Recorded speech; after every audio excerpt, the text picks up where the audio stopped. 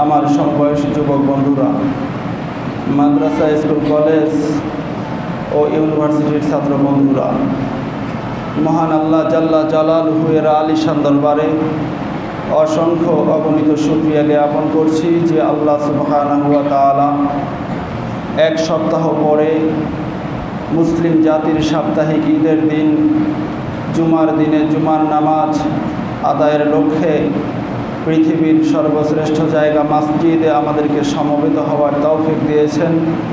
এজন্য আসুন অন্তরের অন্তঃস্থল থেকে কালিমাতুশ শুকর উচ্চারণ করি, আলহামদুলিল্লাহ। আমাদের এই মসজিদ থেকে পবিত্র এই মুহূর্তে প্যারা নবী সাল্লাল্লাহু আলাইহি ওয়াসাল্লাম, যিনি আজ থেকে প্রায় ১৫০০ বছর পূর্বে কিয়ামত পর্যন্ত আগত সকল উম্মতের সকল কাজ সর্বোত্তমভাবে করার পদ্ধতি বর্ণনা করে হায়াতুন নবী হিসেবে রওজায়ে আতহারে আরাম করতেছেন, সেই নবী সাল্লাল্লাহু আলাইহি ওয়াসাল্লামের রওজায়ে আতহারে আমাদের পক্ষ থেকে অসংখ্য অগণিত দরুদ আর সালাম আল্লাহ সুবহানাহু ওয়া তাআলা পৌঁছে দিন। আমরা সকলে বলি আমিন। দরুদ আর সালামের জবাব আমাদের সকলের ইখলাস, একনিষ্ঠতা, প্রেম, প্রীতি, ভালোবাসা ও মহাব্বত অনুযায়ী আমাদের কানে শোনার তৌফিক দান করুন, বলুন আমিন। মুআজ্জাজ হাজিরিন, আপনারা সকলে অবগত আছেন আজকের যে জুমাটিতে আমরা সমবেত হয়েছি, এই জুমাটি হলো পবিত্র শাবান মাসের প্রায় শেষ দিকের একটি জুমা। শাবান মাসের আগে ছিল রজব মাস, শাবান মাসের পরবর্তীতে আসতেছে রমজান মাস। বছরে এই 12টি মাস আল্লাহ সুবহানাহু ওয়া তাআলা প্রায় প্রত্যেকটি মাসকে কোনো না কোনো দিক থেকে অনেক ফজিলতপূর্ণ করেছেন, অনেক বরকতপূর্ণ করেছেন। তো এই ফজিলতগুলো দেওয়ার কারণ হলো, যখনই ক্যালেন্ডার অনুযায়ী ঘুরে ঘুরে এই মাসগুলো মুসলিম জাতির কাছে উপনীত হবে, প্রত্যেকটা মাসের ফজিলত অনুযায়ী আমল করে বান্দা আল্লাহ সুবহানাহু ওয়া তাআলার কুরবাত হাসিল করবে, আল্লাহর রসুলের সন্তুষ্টি অর্জন করবে। এজন্যই মূলত আল্লাহ সুবহানাহু ওয়া তাআলা এই ক্যালেন্ডারের এই সিস্টেম, মাসের এই সিস্টেম এবং প্রত্যেকটা প্রায় মাসের ভিতরে ফজিলতগুলো আল্লাহ তাআলা দান করেছেন, ঠিক কিনা বলুন। কিন্তু বন্ধুরা আমার, দুঃখের বিষয় হলো সত্য, জীবনে আমাদের যার যত বছর হয়েছে তত বছরেই কিন্তু আমরা এই মাসগুলো ততবার করে পেয়েছি। দিনের পরে দিন আসে, সপ্তাহের পরে সপ্তাহ, মাসের পরে মাস, বছরের পরে বছর চলে যাচ্ছে। কিন্তু আমি মানুষ হিসেবে আমি কিন্তু যেই মানুষ 10 বছর আগে ছিলাম এখনও সেই মানুষটাই থেকে গেলাম, বরং ভালো কোনো কিছু অর্জন না করে খারাপের দিকেই আমরা অগ্রসর হচ্ছি, ঠিক কিনা বলেন। বন্ধুরা আমার, দেখেন বর্তমান গোটা বিশ্ব একটি বড় ধরনের উৎকণ্ঠা, উদ্বেগ, হতাশা নিয়ে দিনকাল অতিক্রম করছে, ঠিক কিনা বলেন। আজ থেকে প্রায় 1 বছর আগে যখন করোনা ভাইরাসের সূচনা হয়েছিল, তখন মানুষের ভিতরে একটি খুব ভীতি কাজ করত, বাহিরে বের হওয়ার ক্ষেত্রে বা নিজেকে একটু সেভে রাখার ক্ষেত্রে একটু নিজেকে সতর্ক থাকতো বা একটু ভাইরাসগুলোকে একটু ভয় পাইতো। কিন্তু এই 1 বছর পরে যদিও এই ভাইরাস অনেক শক্তিশালী হয়ে আমাদের কাছে আসছে, কিন্তু মুসলিম বলেন অমুসলিম বলেন, এক কথায় মানবতা, বিশ্ব মানবতা কিন্তু বেপরোয়া হয়ে সামনের দিকে অগ্রসর হচ্ছে, ঠিক কিনা বলেন। আল্লাহ সুবহানাহু ওয়া তাআলা, আমি আপনাদের খেদমতে এই করোনা ভাইরাসের শিক্ষার উপরে প্রায় 8-9টি জুমা আমি অতিক্রম করেছি। আমি জানি না আপনারা এই আলোচনাগুলো কোনভাবে, কিভাবে নিচ্ছেন বা কিভাবে গ্রহণ করছেন। তবে আমি যেই জুমাগুলোতে আসি নাই এখানে করোনা ভাইরাসের পরবর্তীতেই আমি কোরআন, সুন্নাহ, ইজমা, কিয়াস চর্চা করে বহুদিন বসে এই আলোচনাটা কিন্তু আমি নির্ধারণ করেছিলাম, ঠিক করেছিলাম, এই পয়েন্টগুলো আমি আউট করেছিলাম।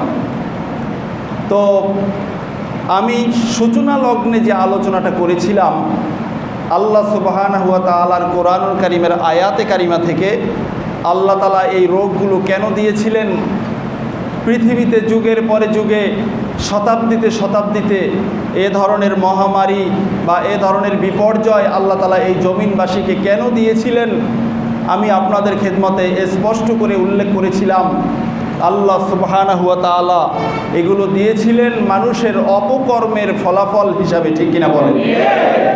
এবং যেই আয়াতে কারিমার মাধ্যমে আমরা এই বিষয়টা জানতে পারলাম, এই আয়াতে কারিমারই সর্বশেষ শব্দ দুটি ছিল আল্লাহ সুবহানাহু ওয়া তাআলা বলেছিলেন লাআল্লাহুম ইয়ারজিউন।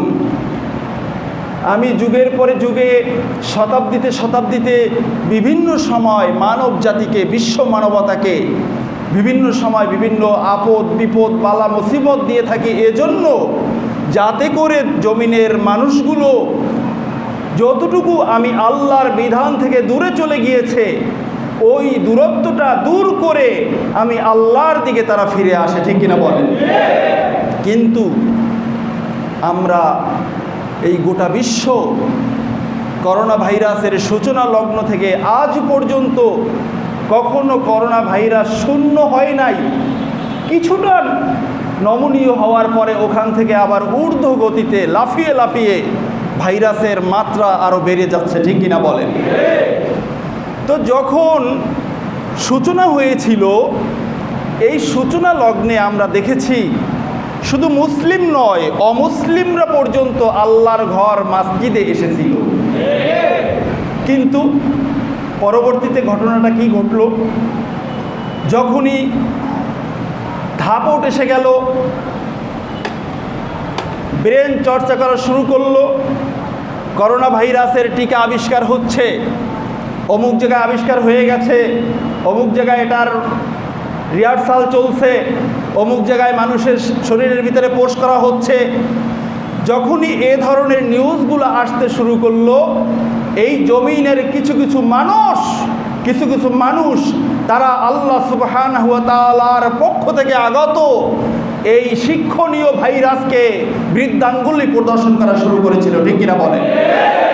আর বৃদ্ধাঙ্গুলি প্রদর্শন করা শুরু যখনই করলো, তখন আল্লাহ সুবহানাহু ওয়া তাআলা কিছুটা কমিয়ে দিয়ে যেই ভাইরাসের যেই টিকা আবিষ্কার হয়েছিল, আল্লাহ সুবহানাহু ওয়া তাআলা এমন এক ভাইরাস আবার ওই একই পর্যায়ে দিয়ে দিলেন যেই ভাইরাসের টিকা এই সমাজের আর কেউ আবিষ্কার করার চিন্তা করে না, ঠিক কিনা বলেন? তাহলে কি হলো? আল্লাহ সুবহানাহু ওয়া তাআলা সর্বময় ক্ষমতার মালিক হয়ে আল্লাহ তাআলা এই জমিনের সবচেয়ে দুর্বল সৃষ্টি মানুষকে আল্লাহ তাআলা কাছে টানতে চেয়েছেন, আর মানুষগুলো ধীরে ধীরে দূরে চলে যাচ্ছে আর আল্লাহ সুবহানাহু ওয়া তাআলার সাথে বিদ্রোহী ঘোষণা করছে, ঠিক কিনা বলেন? ভাইয়েরা আমার, আমি কোনো একটা আলোচনায় বলেছিলাম যে ফ্যানটা বন্ধ করেন, এখানেই থাকেন আপনি। কোনো একটা আলোচনায় বলেছিলাম যে মানুষ যত বড় ক্ষমতা দেখাক না কেন, আল্লাহ সুবহানাহু ওয়া তাআলার এই ভাইরাস এত সহজে দুনিয়া ত্যাগ করবে না, ঠিক কিনা বলেন? আমি আপনাদের খেদমতে অনেকগুলো পয়েন্টে আলোচনা করেছিলাম।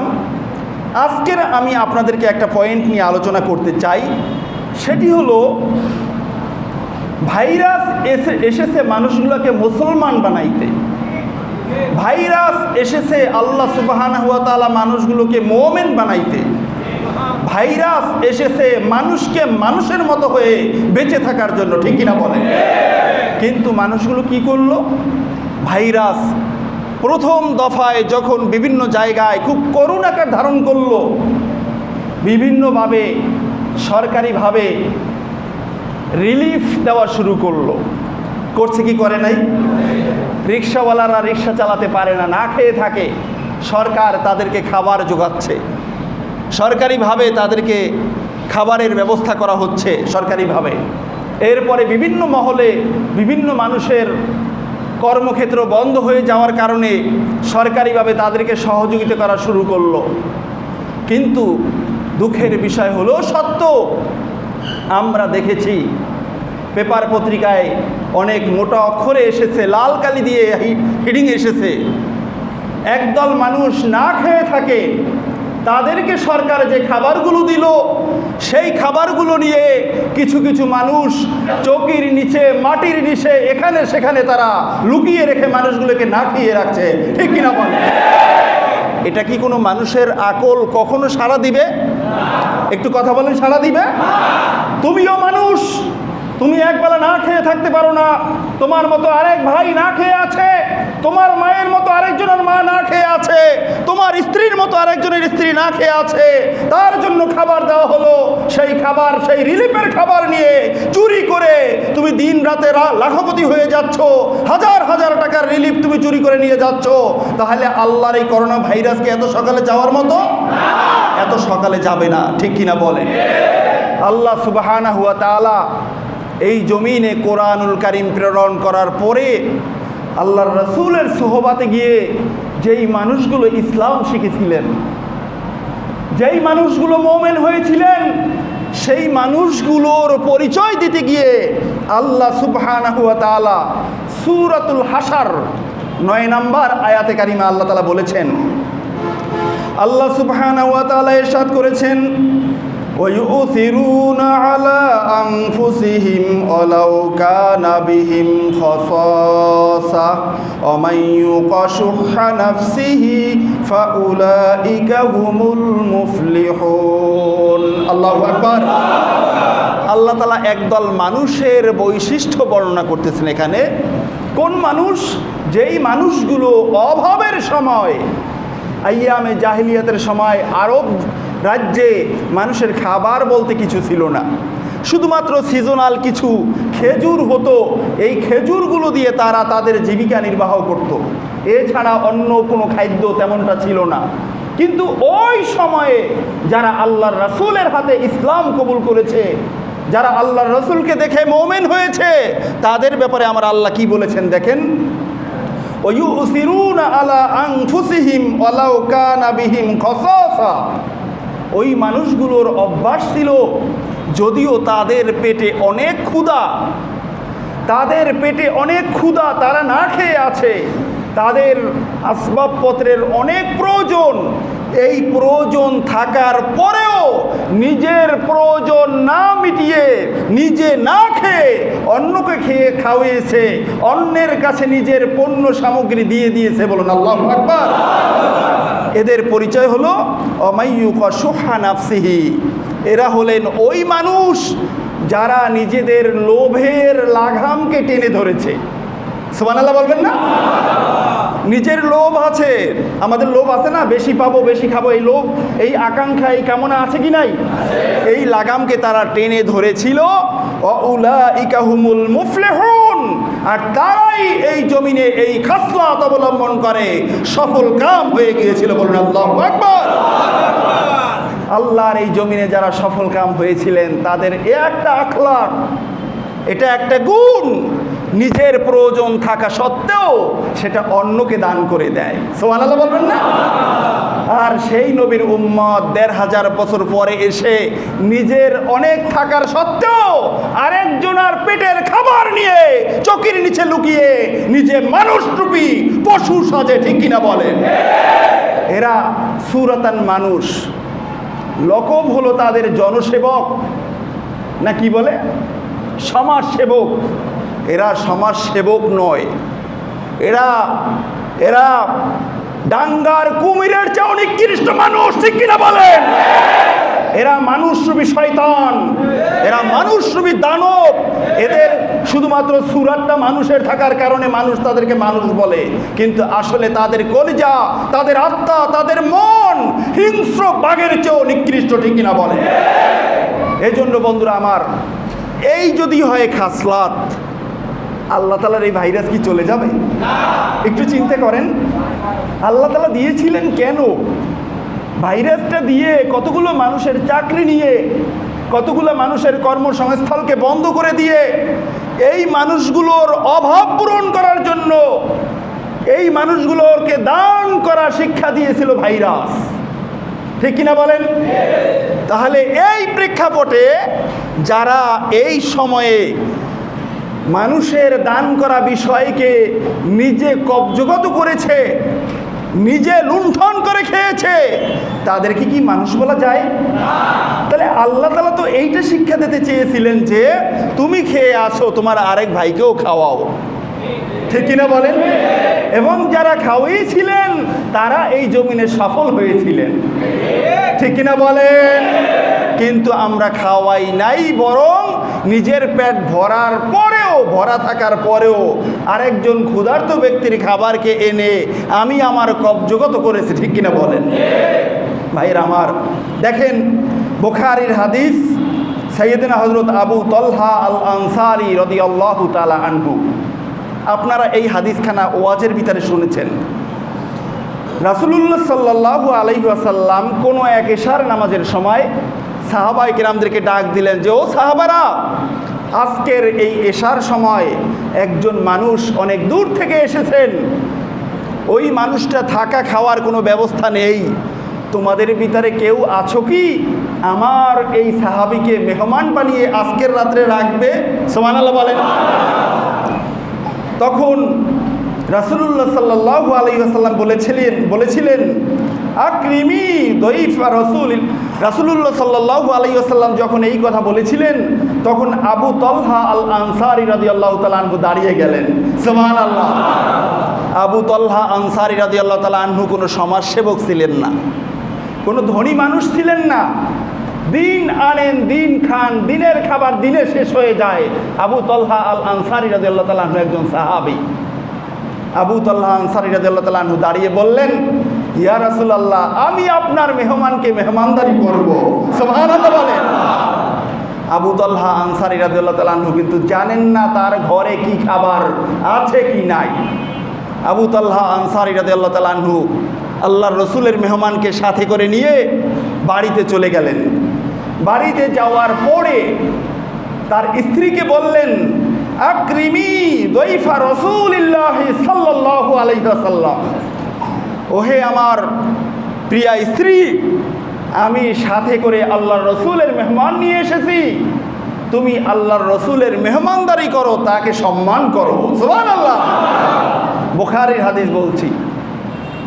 তখন আবু তালহা আল আনসারী রাদিয়াল্লাহু তাআলা আনহুর স্ত্রী বললেন যে, স্বামী গো আমার, আমাদের ঘরে তো কোনো কিছুই খাবার নেই, শুধুমাত্র ছোট্ট দুইটি বাচ্চা, এই বাচ্চা দুইটির জন্য শুধুমাত্র এক টুকরা রুটি আছে, যেই রুটি টুকরা দুই ভাগ করে দুই বাচ্চাকে খাওয়াবো এবং আমরা দুইজন সারা রাত না খেয়ে থাকবো, এটাই হলো আমার পরিকল্পনা ছিল।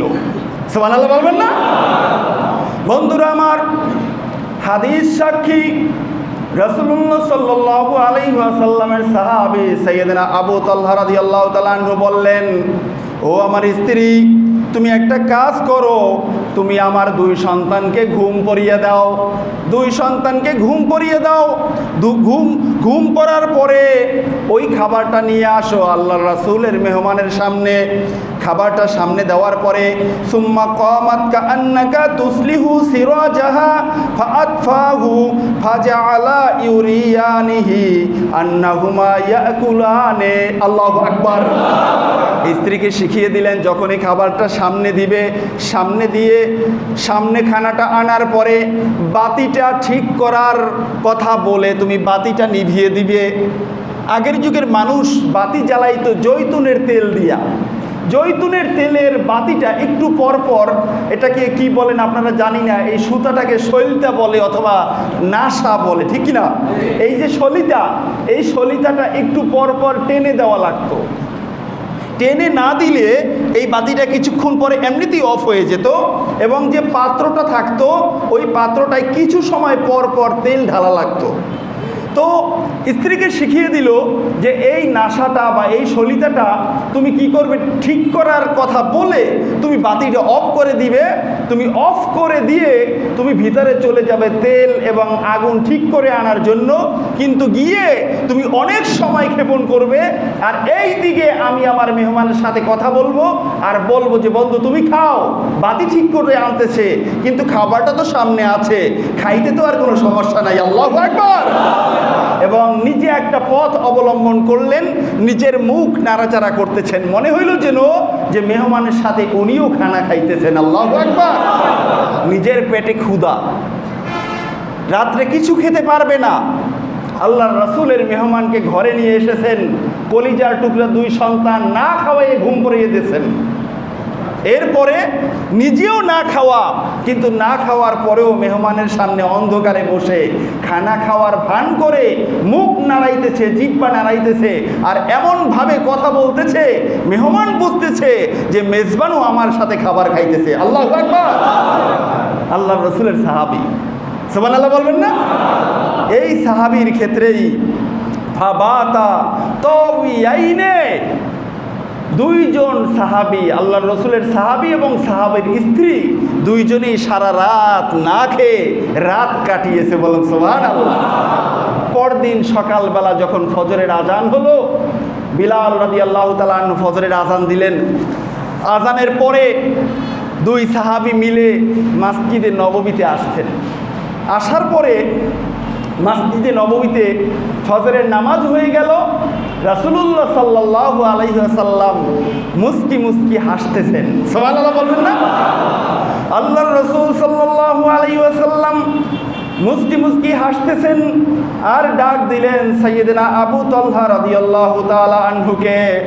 ও আবু তালহা আল আনসারী, আমার সাহাবী, গত রাত্রে তুমি যেই ঘটনা ঘটিয়েছো আমি রাসূলের মেহমানের সাথে, এই কারণে আল্লাহ সুবহানাহু ওয়া তাআলা তোমাদের উপরে অনেক খুশি হয়ে গেছেন।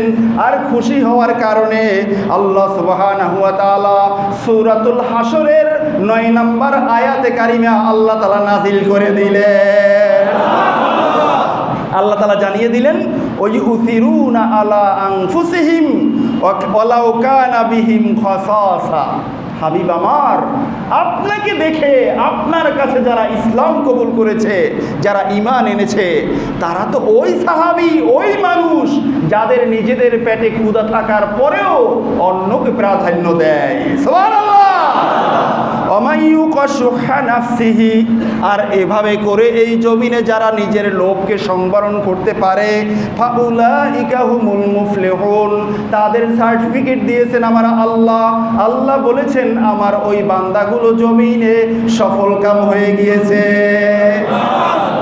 তাহলে সেই সাহাবীদের উত্তরসূরি আমরা আজকের আমি খাই, আমার আরেক ভাই খায় না, তাকে খাওয়ানোর জন্য আমি সমাজসেবক হিসাবে আমার কাছে দিল রিলিফ, আর আমি সেটা আটকিয়ে দিলাম। করোনা ভাইরাসের মুহূর্তে আল্লাহ সুবহানাহু ওয়া তাআলা এই ভাইরাস কি আরো বাড়িয়ে দিবেন না কমিয়ে দিবেন? কি বলেন? তাহলে সেটাই কিন্তু হচ্ছে, ঠিক কিনা বলেন? এই কথাগুলো অনেকের লাগবে, তবে লাগলে চোরের লাগবে, তাতে আমাদের কিছু আসে আর যায় না। চোরে শোনে না ধর্মের কাহিনী, ঠিক কিনা বলেন? আবার এটাও সত্য, চোরের মায়ের বড় গলা।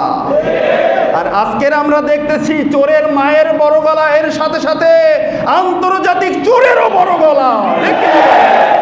তবে চোরের গলা শান্ত করার জন্যই করোনা ভাইরাসের গলা ব্যথা আসতেছে ইনশাআল্লাহ, ঠিক কিনা বলেন?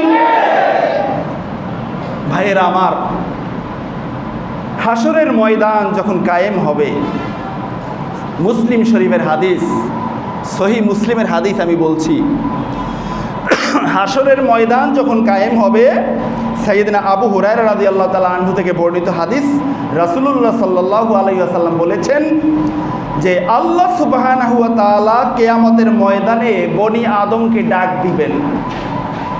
বনি আদমকে ডাক দিবেন, ইয়া ইবনা আদম মারিতু ফালাম তাউদুনি।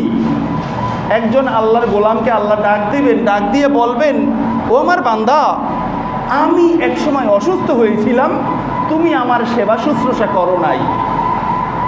কে বলবেন? দেখেন সবাই এদিকে তাকাই, কে বলবেন? আল্লাহ বলবেন আমি অসুস্থ হয়েছিলাম, তুমি আমার কি করো নাই? সেবা করো নাই। আশ্চর্য কথা, তখন ওই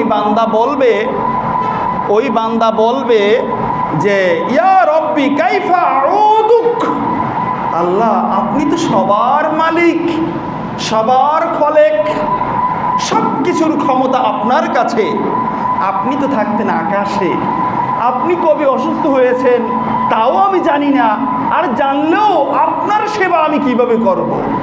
আল্লাহু আকবার। আমি যে মাঝে মধ্যে বলি মানুষের যে চাপাবাজ সৃষ্টি আর এই জমিনে নাই, ঠিক কিনা বলেন? মানুষ হলো সবচেয়ে বড় চাপাবাজ, আর এ কারণে কাল হাসর ময়দানে আল্লাহর সামনে দাঁড়িয়েও চাপাবাজি করবে, ঠিক কিনা বলেন? আল্লাহর সামনে বলবে আল্লাহ তুমি কবে অসুস্থ হয়েছিলা? আমি তো জানি না, জানতাম যদিও ফোন করে জানাইতে, কিন্তু আমি কিভাবে তোমার সেবা করতাম, তুমি তো আকাশে। তখন আল্লাহ কি বলবেন দেখেন, ও আনতা রব্বুল আলামিন ক্বালা আমা আলিমতা আন্না আবদি ফুলানান মারিদা ফালাম তাউদহু। আল্লাহ তাআলা বলবেন ও আমার গোলাম, তুমি তো জেনেছিলে যে তোমার পাশের বাড়ির, তোমার এরিয়ার ভিতরে তোমার একজন আত্মীয়, তোমার একজন বন্ধু বান্ধব অসুস্থ হয়েছিল, তুমি তো তার সেবা করতে একদিনও যাও নাই, তুমি তো তার সেবা করতে একদিনও যাও নাই। আমা আলিমতা আন্নাকা লাউ উত্তাহু লাউ ওয়াজাদতানি ইনদাহু, তুমি যদি আমার ওই বান্দার সেবা করার জন্য তার শিওরে গিয়ে দাঁড়িয়ে যেতে, ওই বান্দার শিওরে গিয়েই আমি সকলের মালিক এবং খলেক আমি আল্লাহকে তুমি পেয়ে যেতে। আমি ওই বান্দার শিওরে ছিলাম, তুমি যাও নাই, আমি দেখছি। তুমি যদি তার শিওরে যাইতা তার সেবা করার জন্য, তাহলে ওই জায়গায় গেলেই তুমি আমি আল্লাহকে পেয়ে যেতে। আল্লাহু আকবার। আমাদের সমাজে আছে কি নাই? সেবা করে না, আত্মীয় স্বজন অসুস্থ হয়ে পড়ে আছে, দেখতেও যায় না, ঠিক কিনা বলেন? চিন্তা করে সেখানে গেলে 1 কেজি আঙ্গুর নিতে হবে, ফল নিতে হবে, আমার 200 টাকা যাবে। অথবা গেলে অভাবী আত্মীয় আবার টাকা ধার চেয়ে বসে কিনা তাও কে জানে, ঠিক কিনা বলেন? কিন্তু আমার আল্লাহ অসুস্থ ব্যক্তির শিওরে অপেক্ষমান, এই ব্যক্তির সাথে রিলেটেড কোন আমার গোলাম এই ব্যক্তির সেবার জন্য এগিয়ে আসবে, ওই বান্দাকে আমি আল্লাহ আমার বান্দা হিসাবে কবুল করে নিব। আল্লাহ বলেন যদি ওই বান্দার সেবাটা করতে, তাহলে আমি আল্লাহর সেবা করা হতো। আর একটু জোরে বলেন না সুবহানাল্লাহ। আল্লাহ সুবহানাহু ওয়া তাআলা আর একটা চাপাবাজকে ডাকবে। এরা তো সব চাপাবাজ, সন্দেহ আছে কোনো? ওয়াকানাল ইনসানু আকসারা শাইইন জাদালা, মানুষই হলো এমন জাত যেই জাত সবচেয়ে বেশি তর্ক বিতর্ককারী। পৃথিবীতে আল্লাহ তাআলা যত মাখলুকাত তৈরি করছেন, সব মাখলুকাতের আলাদা আলাদা ভাষা আছে, প্রত্যেকে আলাদা আলাদাভাবে কথা বলে। কাক কাকের সাথে কথা বলে, পিপিলিকা পিপিলিকার সাথে কথা বলে, সাপ সাপের সাথে কথা বলে, বাঘ বাঘের সাথে কথা বলে, এবং তারা বোঝে। কিন্তু মানুষের মতো এরকম ঝগড়া বাদানুবাদ এটা কোনো মাখলুকাত করে না। মানুষ করতে করতে করতে করতে হাইকোর্ট সুপ্রিম কোর্টে গিয়ে চাপাবাজি করে, আছে কি নাই? এখন দেখেন, এখন বলা হচ্ছে আল্লাহ তাআলা আরেকজনকে ডাকবে, ইয়া ইবনা আদম ইসতামতাতুকা ফালাম তুতি'নি, ও আমার বান্দা তোমাকে আমি অনেক সম্পদ দিয়েছিলাম, অনেক ক্ষমতা দিয়েছিলাম, তো আমি ক্ষুধার্ত ছিলাম, তুমি আমাকে খাবার খাওয়াও নাই কেন? আল্লাহু আকবার বলবেন না? তখন ওই বান্দা বলবে যে আল্লাহ সারা জীবন তো জানতাম আপনি রাজ্জাক, এই চাপাবাজে দুনিয়াতে বসে চাকরিকে রাজ্জাক মনে করত, তার বসকে রাজ্জাক মনে করত, তার অর্থকে রিজিক মনে করত, সে আল্লাহকে কিন্তু রাজ্জাক মনে করতো না। কিন্তু আল্লাহর সামনে দাঁড়িয়ে বলবে আল্লাহ সারা জীবন তো জানছি আপনিই তো রাজ্জাক, আপনিই তো আমাদের সবাইকে খাওয়ান, তো তো আপনাকে আমি কেমনে খাওয়াবো? চিন্তা করছেন কথাটা? যেই লোকটা এই কথাটা বলবে ওই লোকটা কিন্তু দুনিয়াতে আল্লাহকে রাজ্জাক মনে করে না। যদি আল্লাহকে রাজ্জাক মনে করত তাহলে নামাজ পড়তে গেলে চাকরি যাবে, চাকরি যায় যাক, নামাজ থাকতো সবার উপরে, ঠিক কিনা বলে? সে বসের পূজা করতো না, সে বসকে সকাল সন্ধ্যা পূজা করতো না, আর ইসলাম ঈমান সবাই আগে, ঠিক কিনা বলে? কিন্তু আল্লাহর সামনে দাঁড়িয়ে বলবে যে আল্লাহ কিভাবে তোমাকে খাওয়াবো? তুমিই তো রাজ্জাক, তুমিই তো রাজ্জাক। আল্লাহ তখন বলবে, বান্দা আমি রাজ্জাক, এই কথাটা তুমি এখন আমার সামনে স্বীকার করলে। এটা যদি দুনিয়াতে বসে স্বীকার করতে তাহলে আজকে তোমাকে এই প্রশ্নের সম্মুখীনও হতে হতো না। তুমি স্বীকার করো নাই। তোমার পাশের বাড়ির একজনে, তোমার আত্মীয় স্বজনের ভিতরে একজনে, তুমি যতটুকু জায়গার প্রতিনিধি ছিলে এর ভিতরে যে কোনো জনগণ না খেয়েছিল, তুমি তো তার খবরটা নেও নাই, বরং ভাইরাস দিয়েছিলাম আমি। এই সময় যে রিজিকের ব্যবস্থা সরকারের পক্ষ থেকে করেছিল সেটাও নিয়ে তুমি হস্তগত করেছিলে, তুমি তাদেরকে দাও নাই। আর আজকের তুমি আমাকে বলো রাজ্জাক, তোমার মতো চাপাবাজ আর দুনিয়ায় নাই, ঠিক কিনা বলে? সরাসরি ওখান থেকে জাহান্নাম। আছে কিনা আমাদের সমাজে এই চিত্র? আছে কি নাই? তাহলে কি করোনা ভাইরাস কমবে না বাড়বে? কষ্ট পান? বাড়বে না কমবে? বাড়ছে না কমছে? ঠিকই আছে, সূত্র মতো ঠিকই আছে, ঠিকই না বলেন? আমাদেরকে যেটা শিক্ষা দিতে আল্লাহ তাআলা এটা দিয়েছেন সেটা যেহেতু শিখতেছি না, সুতরাং ভাইরাস মিটার বাড়তেছে, ঠিকই না বলেন? আপনারা শুনলে অবাক হবেন। আমি যখন সারসিনা মাদ্রাসায় পড়াশোনা করি, বছরের একটা সময় বন্যা হয়, প্লাবিত হয়ে যায়। তো আমাদের ক্লাসে অনেক ছাত্র ছিল। এই ছাত্রদের ভিতরে কিছু ছাত্র একেবারে নিম্ন এলাকার, বাংলাদেশের নিম্ন এলাকার ছিল। এই বরিশাল, পটুয়াখালী, এরপরে ছিল এই বরিশালের ভিতরেই অনেক নিম্ন জায়গা আছে, যেই জায়গায় পানি একটু বাড়লেই নদীর পানি, সাগরের পানি, বাড়িতে, ঘর বাড়িতে পানি উঠে যায়। তো এক ছাত্র ভাই একদিন বলল যে দেখো ভাই, এই যে পানির সময় পানি যখন উঠে তখন আমাদের ঘরে, বাড়িতে, সব জায়গায় পানি উঠে যায়, এমনকি অনেকের ঘরের পাটাতন বলেন কিনা, ছাদ পর্যন্ত পানি এসে যায়।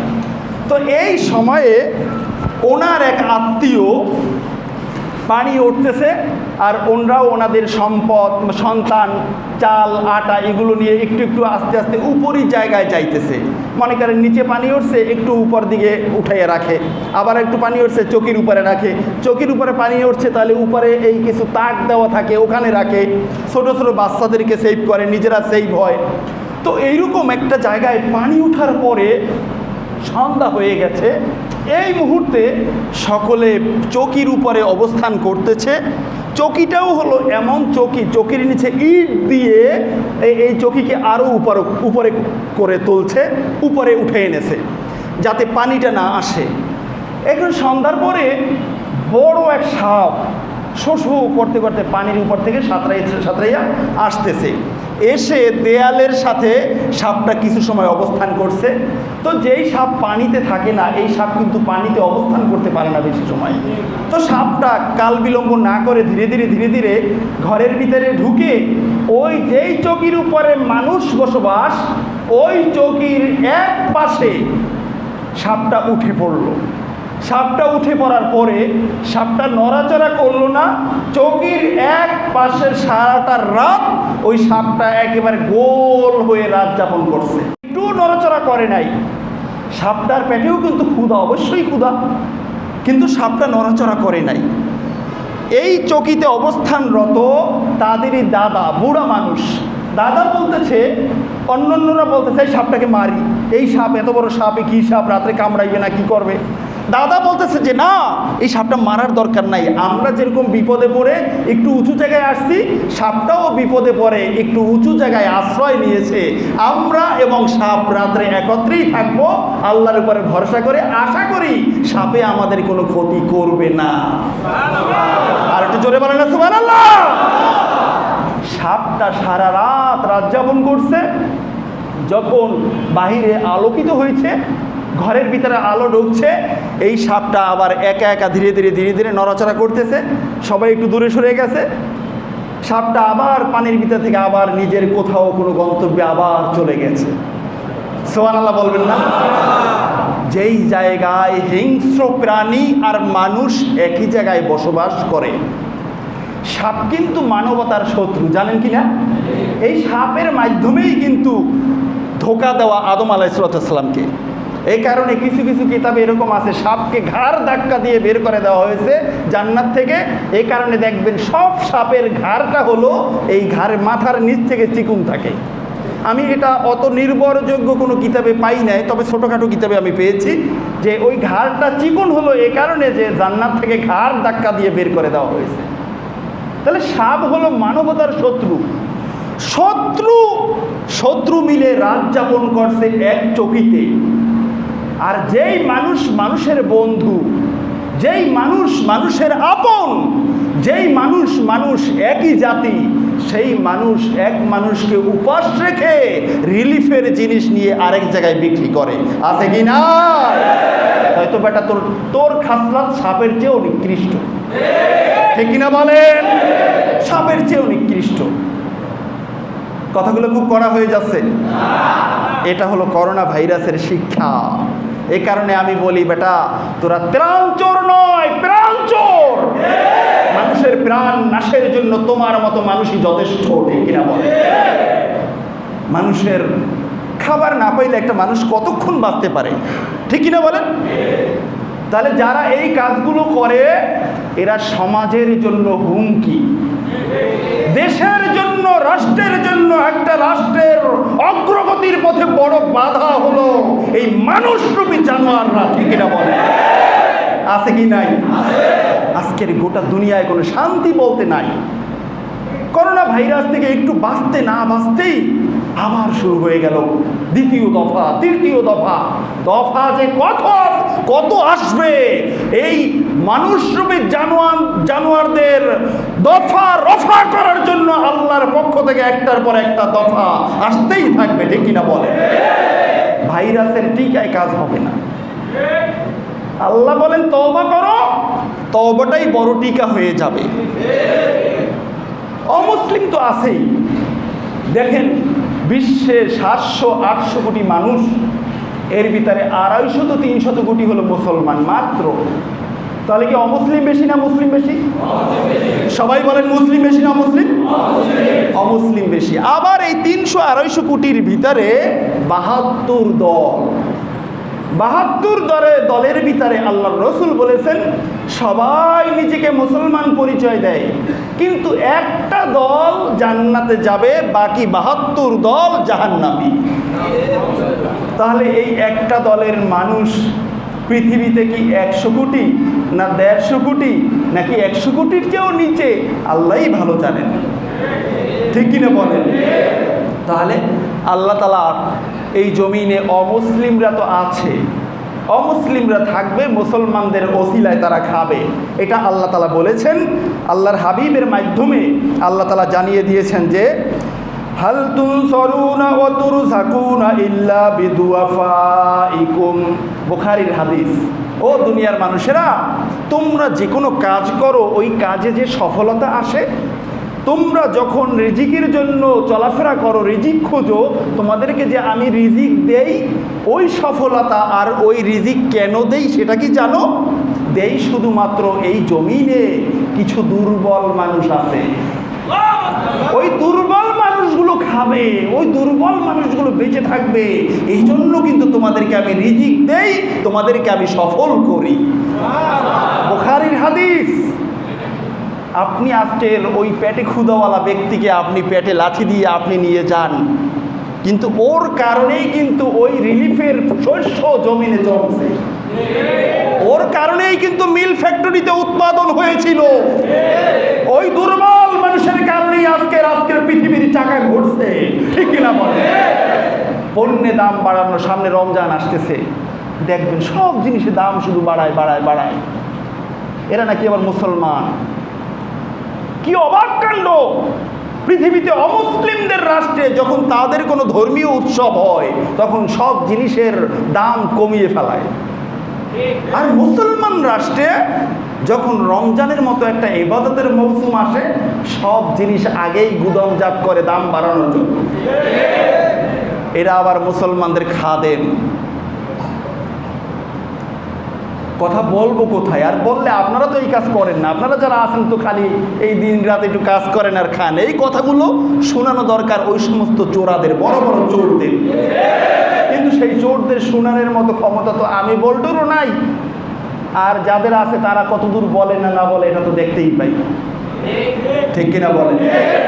এই জন্য আসুন বন্ধুরা আমার, যেহেতু আল্লাহ তাআলা দুর্বলদের কারণে খানা দেন, দুর্বলদের কারণে কি বলেন রিজিক দেন, সফলতা দান করেন, আমরাও কিন্তু ওই দুর্বলদের কাতারেই আছি। আমাদের হাতে ওই ক্ষমতা নাই যেই ক্ষমতা দিয়ে গোটা বিশ্বকে জয় করা যাবে। তবে হ্যাঁ, ওই ক্ষমতা আমাদের আছে কোরআনুল কারীম অনুযায়ী যদি আমরা আমল করে আমার আখলাককে তৈরি করতে পারি, ইনশাআল্লাহ গোটা পৃথিবীতে সেই বদর যুদ্ধের মতো ৩১৩ জনই গোটা দুনিয়ায় ইসলাম কায়েম করার জন্য যথেষ্ট। ইনশাআল্লাহ সেই আখলাকে আসতে হবে, ইসলাম চাইতে হবে আল্লাহর রসুলের রুলস অনুযায়ী, ইসলাম চাইতে হবে আল্লাহর রসুলের সিস্টেম অনুযায়ী। আমি আমার ইচ্ছা মতো চাইলে হবে না। এটা মোবাইল নয় যে আমি তৈরি করছি, মোবাইলের সফটওয়্যার আমি তৈরি বানাইছি, আমার কথা মতো মোবাইল চলবে, এটা মোবাইল নয়। এটা আল্লাহর জমিনে দিন ইসলাম, যেটার পরিবেশ হলো জান্নাতি পরিবেশ, ঠিক কিনা বলে? সুতরাং বন্ধুরা আমার, আসুন হিংসা নয়, অহংকার নয়, অযথা মারামারি কাটাকাটি, হিংসা বিদ্বেষ নয়।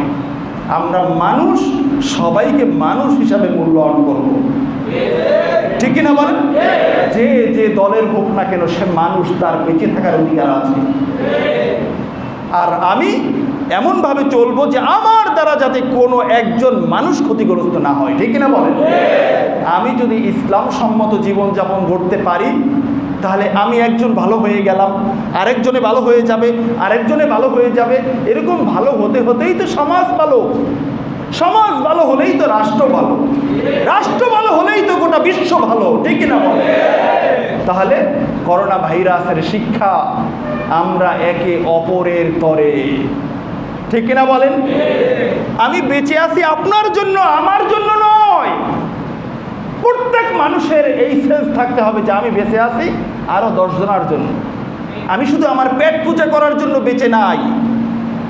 এই কারণে ইসলাম হলো ভোগে নয় ত্যাগে, ভোগে নয় ত্যাগে। আপনি সব জায়গায় দেখেন ভোগ করে নাই, ত্যাগ করছে বেশি। যার যত বেশি স্যাক্রিফাইস তার তত বেশি সফলতা, ঠিক কিনা বলেন? আল্লাহ সুবহানাহু ওয়া তাআলা আমাদের সকলকে করোনা ভাইরাসের শিক্ষায় শিক্ষিত হয়ে গোটা জমিনকে করোনা ভাইরাস মুক্ত করার তৌফিক দান করুন, আমিন। সাথে সাথে আমি আপনাদেরকে পরামর্শ দিচ্ছি, সরকারিভাবে যে বিধান, নিরাপদ দূরত্ব বজায় রাখা, মাস্ক পরিধান করা, পরস্পরে বেশি মুআশারাত না করা ইত্যাদি ক্ষেত্রে অবশ্যই সচেতনতা অবলম্বন করতে হবে। আপনি যত বড় তাওয়াক্কুলের কথা বলেন, আমি আপনাদেরকে পিছনে অনেকবার বুঝিয়েছি, অনেকবার বলছি, তাওয়াক্কুলের কথা বলতে গিয়ে আপনি জাহান্নামী হয়ে যাবেন না। তাওয়াক্কুল করতে হবে আপনি সর্বোত্তম পদ্ধতিতে কাজ করার পরে আপনি আল্লাহর উপরে তাওয়াক্কুল করবেন। এখান থেকেও আমি উদাহরণ দিতে পারি।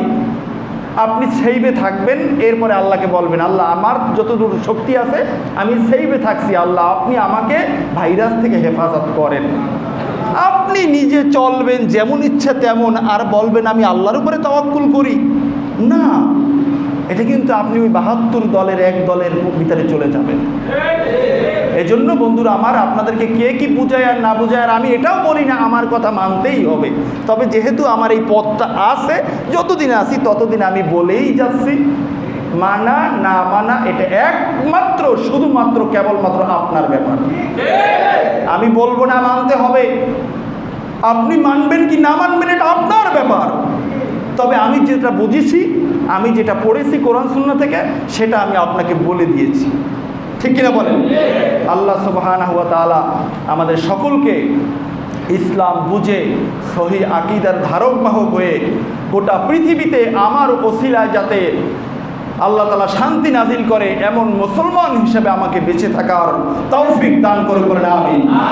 সুবহানাকা আল্লাহুম্মা ওয়া বিহামদিকা আশহাদু আল্লা ইলাহা ইল্লা আনতা আস্তাগফিরুকা ওয়া আতুবু ইলাইক।